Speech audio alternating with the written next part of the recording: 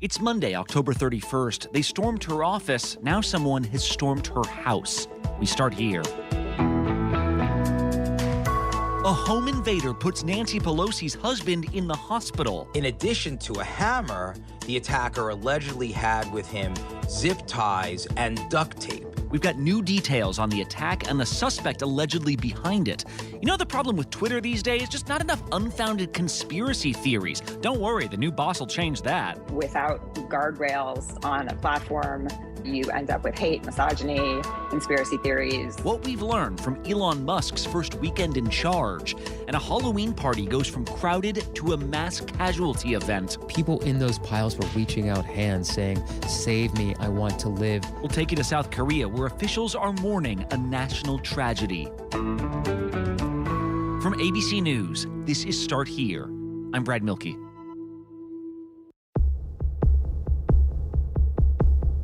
What was so scary about January 6th was the question of what could have happened. What could have happened if insurrectionists who had been whipped into a rage with lies and misinformation, what would have happened if they'd gotten their hands on lawmakers? I'm telling you, if Pence cave, we're going to drag through the streets.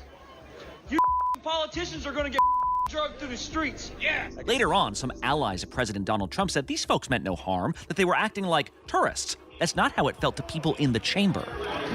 They broke the glass. Everybody stay down. Get down. This cannot be just we're waiting for so-and-so. We need them there now, whoever you got.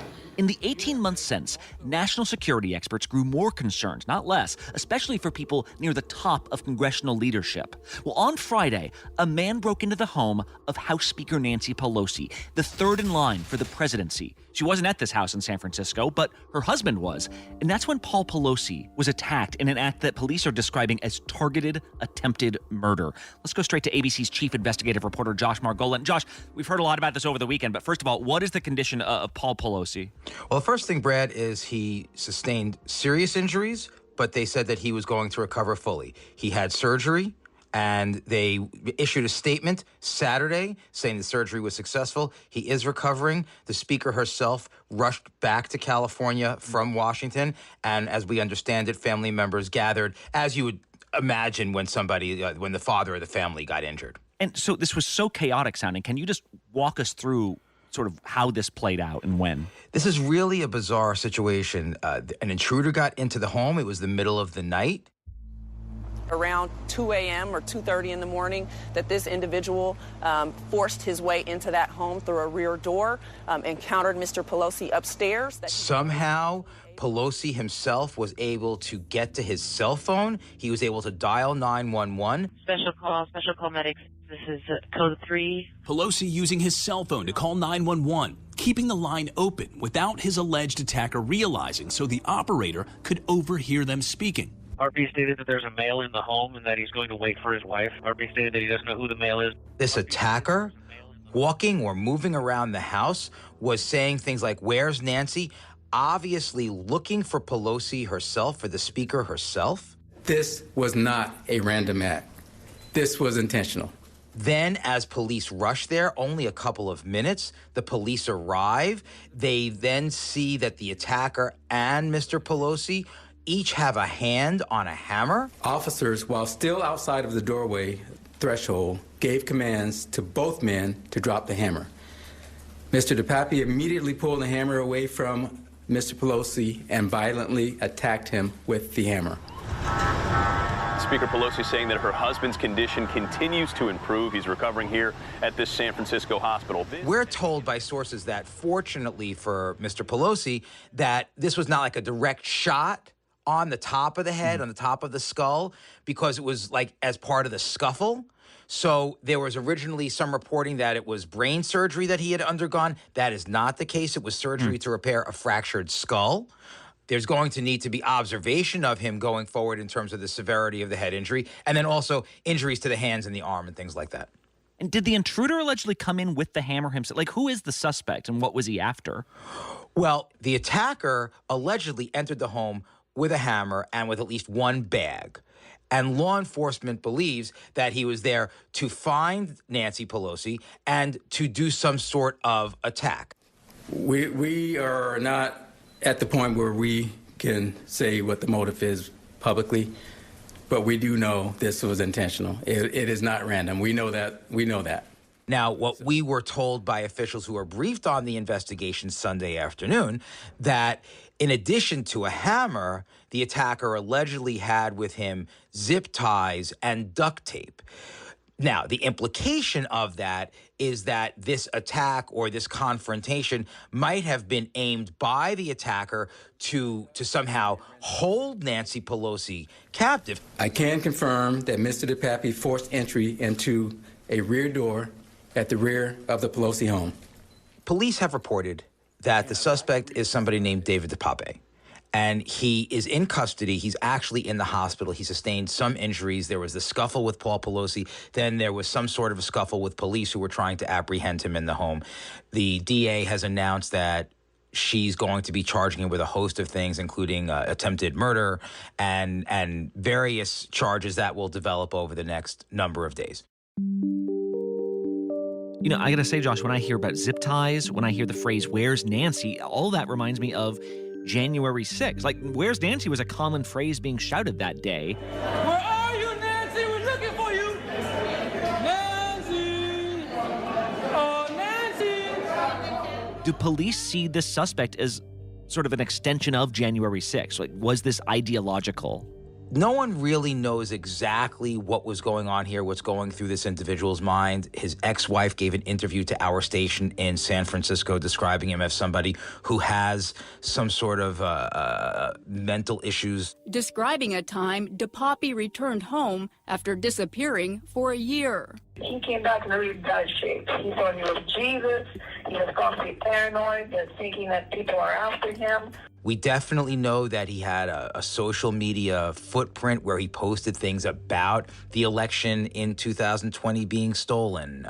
Things about Mike Lindell, the pillow guy who was a big figure in the election denying movement, and other things about, there are other sort of racist things that are on there. It seems like it's a hodgepodge of a lot of the really fringe, ugly conspiracy type of things that we've been seeing. And Nancy Pelosi, she's a traitor. She's treasonous. Nancy Pelosi is a leading target on fringe and conspiracy websites and in forums and chat rooms. Guy Reffitt is said to have taken a gun to the Capitol during the attack and threatened House Speaker Nancy Pelosi. 59-year-old Dawn Bancroft told a D.C. judge that she was sorry for her video in which she said she was looking for House Speaker Nancy Pelosi to shoot her in the brain. And police and law enforcement throughout the country have become increasingly concerned about the ferocity of what's being said on these online forums, about the threats, and the fact that we are now seeing a pattern. We've seen this before, where online chatter and conspiracy theories turn into real-world danger. We saw that with January 6th. We saw that even before January 6th with the Pizzagate conspiracy. A gunman with an assault rifle targeting a Washington, D.C. spot that's at the center of a fake news story about Hillary Clinton and a close aide. Taking comments out of emails like, "I'm going out for pizza," and claiming that was code for a child trafficking ring in a pizza parlor here in Washington, which people believed. But what ends up happening is that as we see these kinds of instances, what most people will dismiss as just words, and what most people are not going to act on because it's just words, in the hands of people who are extreme, potentially deluded, potentially have other kinds of conditions, who have gone down a rabbit hole of the conspiracy theory websites, who might have substance abuse issues, generally, that in the hands of people like that, this online chatter can become very dangerous, and that is what has law enforcement really, really on edge. Yeah, and of course, the question national security folks have had is as this political rage grows and grows in this country, do we see more events like this? Josh Margolin, our chief investigative reporter. Thanks a lot. Hey, Brett, thank you. Next up on Start Here, you thought the rhetoric was heated now? Elon Musk's critics say just wait. We're back in a bit.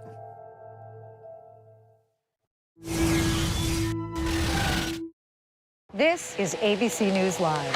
The crush of families here in Poland. At refugee centers. In Putin's Russia. On the ground in Ukraine. Close to the front line. Here at the White House. Destructive Cat 4 storm. Here along I-5. Boston is in the bullseye. Let's go. We made it. ABC News Live, America's #1 streaming news. Anytime, anywhere. Streaming 24/7, straight to you for free. Thank you for making ABC News Live America's #1 streaming news. Bring them on. If only there was a place in the morning to start my day. With a smile, somewhere to help me get in the know. A place as spectacular as, well, me. I think we might know a place, right, guys? Bring your friends. Oh, wait, there is. Good morning, America. GMA, 7A, every day. Boom, boom, boom. Good morning, Michael. Good morning, Robin. Good morning, America. How are you? Boom. Now that's how you start your day, people. From America's #1 news comes the all-new ABC News app. If you love being in the know, you're going to love this. Experience the all-new ABC News app. Download it now. Late last week, Elon Musk closed his deal to buy Twitter. It's no longer a publicly traded company. Like, he owns it now alone. And one of the biggest concerns for tech critics, for disinformation experts, and just for the regular everyday user had been, will Elon Musk ditch all the content moderation policies the company's instituted over the last several years? Like, in this supercharged environment, will you now be able to get away with saying anything, no matter how flagrantly irresponsible?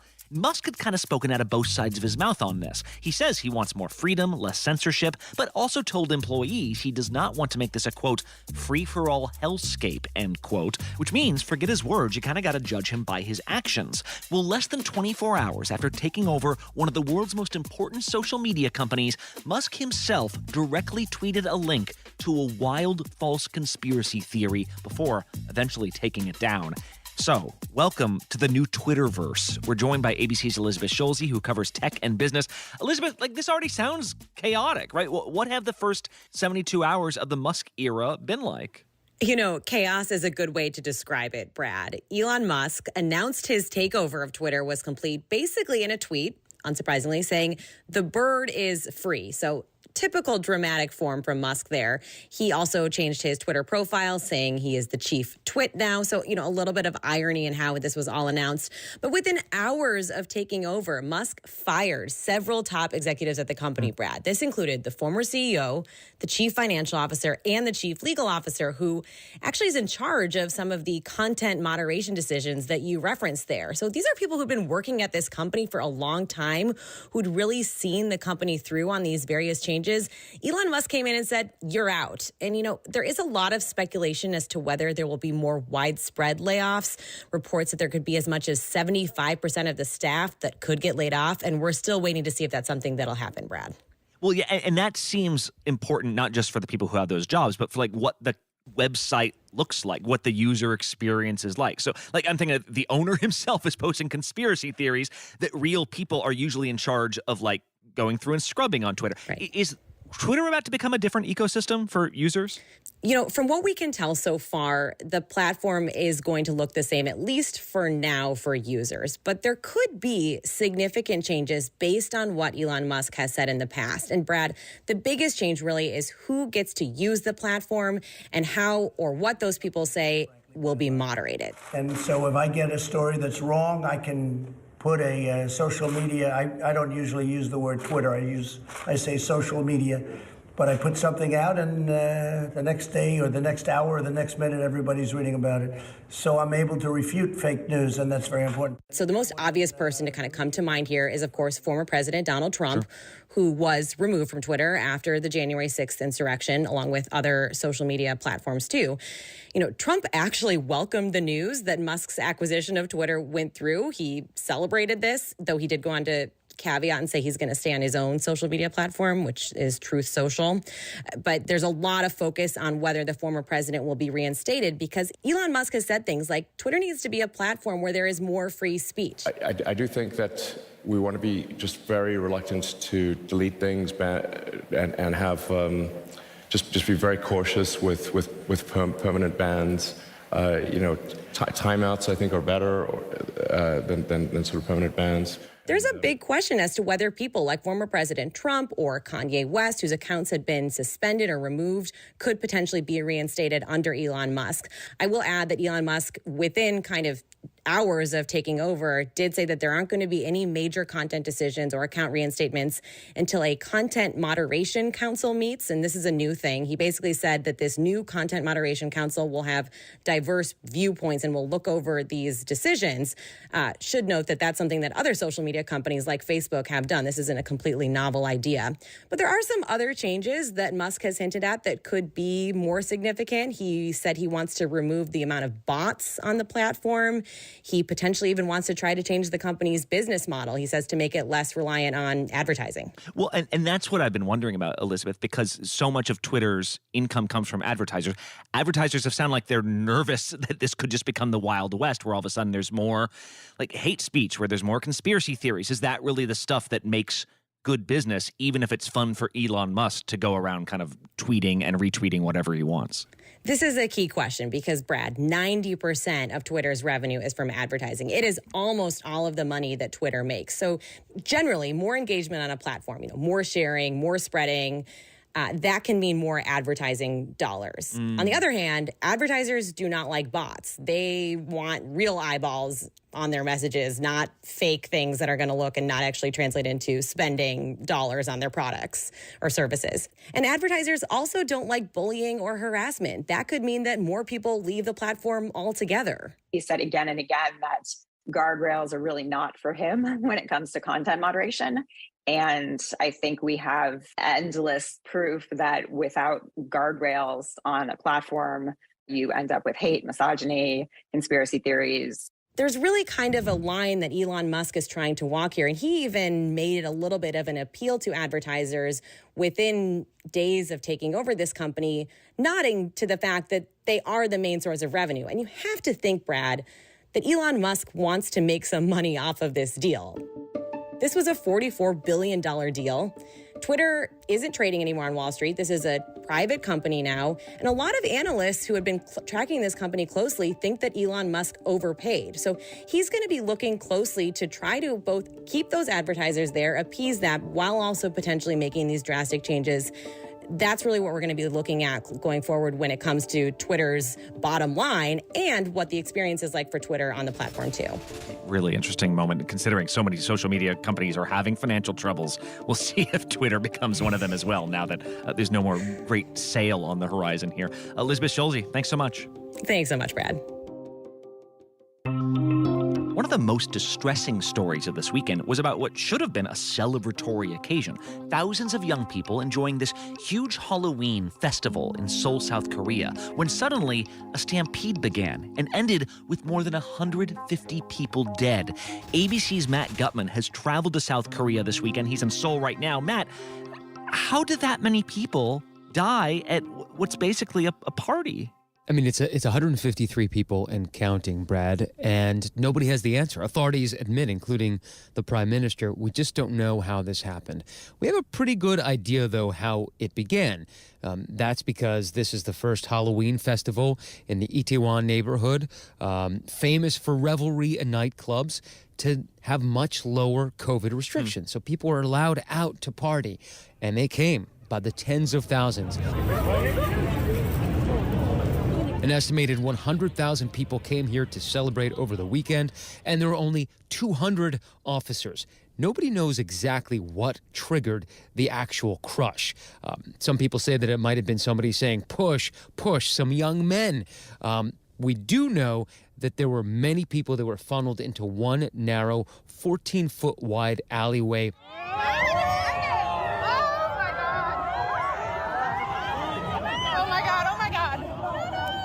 All of the fatalities happened in that one alleyway, and the descriptions from eyewitnesses like a man named John from Uzbekistan were harrowing.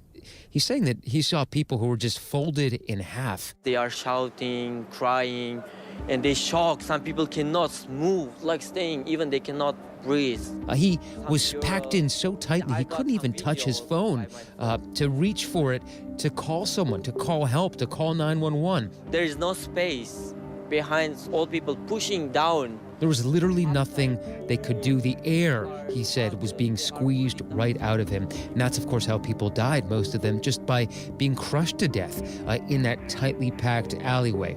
And witnesses were telling me that their female friends were wearing heels. They were in costume. And that street, that alley, is on a gradient, right? So it goes downhill. And they started slipping and falling and then crashing, and people were falling on top of them, and there was nothing they could do. We're telling everyone, like I'm waving, you have to turn around, you can't come up here. People being crushed. People in those piles were reaching out hands saying, "Save me, I want to live."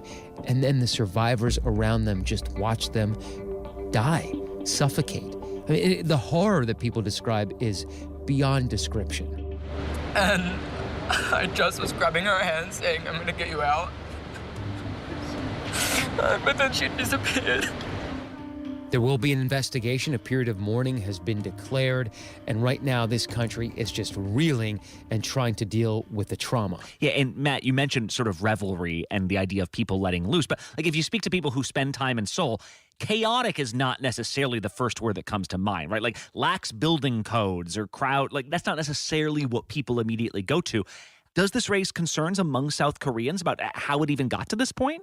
There are massive concerns, Brad. The question is, why, right? How did they not foresee that there would be this many people? Why weren't fewer people allowed in? A country that you said is known for order. Whenever there is a protest or there's a concert, it is all very orderly. There are police officers, there are ushers, there are barriers. Everybody is guided. There are people on bullhorns.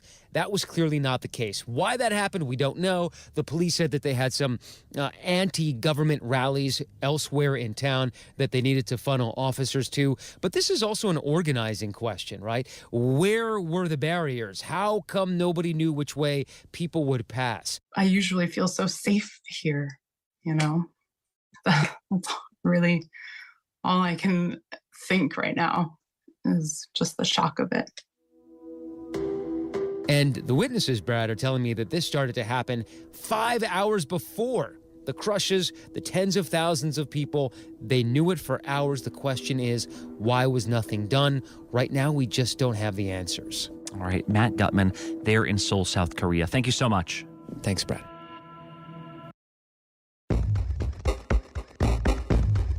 And one last thing. You might remember a couple of years ago, the Pentagon released some of the most bizarre footage in the history of aviation. We're all going against the wind. The wind's 120 knots from the west. Look at that thing, dude. So there's something called the Go Fast video because the pilots were heard exclaiming, "Oh my gosh, look at how fast that thing is moving." That's ABC's Louis Martinez, who covers the Pentagon. And it really did. It was like streaking across the sky, and below it you see the ocean water. There's a whole fleet of them. Look on the ASA. My gosh. Members of Congress were so visibly freaked out / curious that they demanded more regular updates on what we used to call UFOs and what the military now calls unexplained aerial phenomena. Well, today, the updates begin.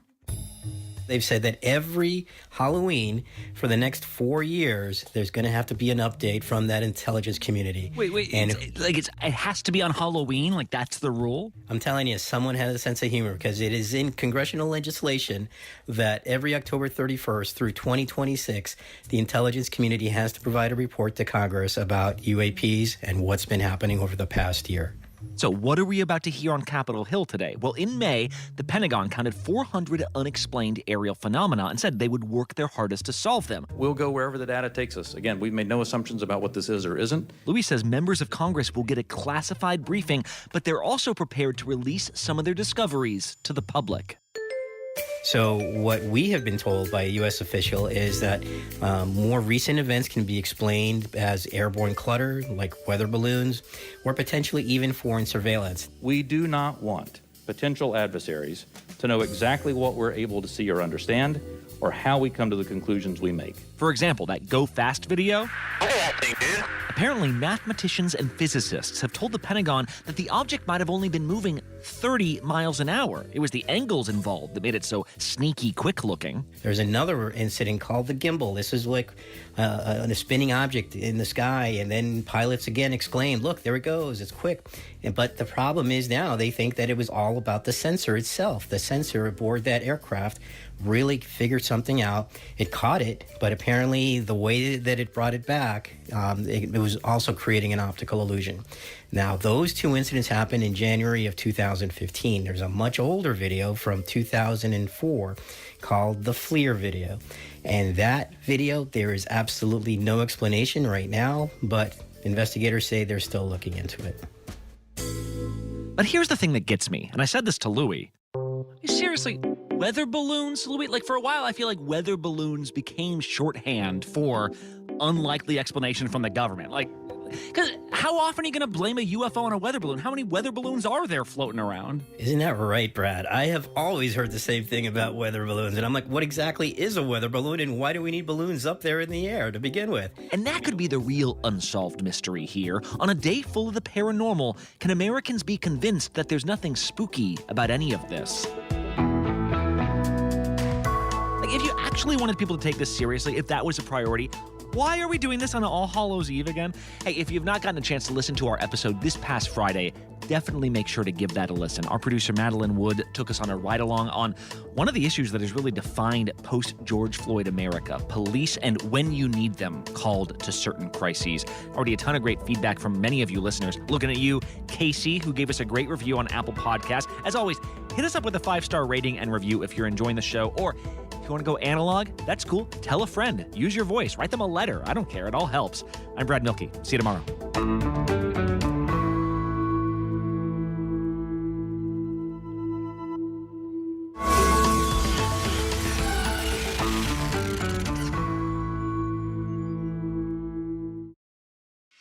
With so much at stake, so much on the line, more Americans turn here than any other newscast. ABC News World News Tonight.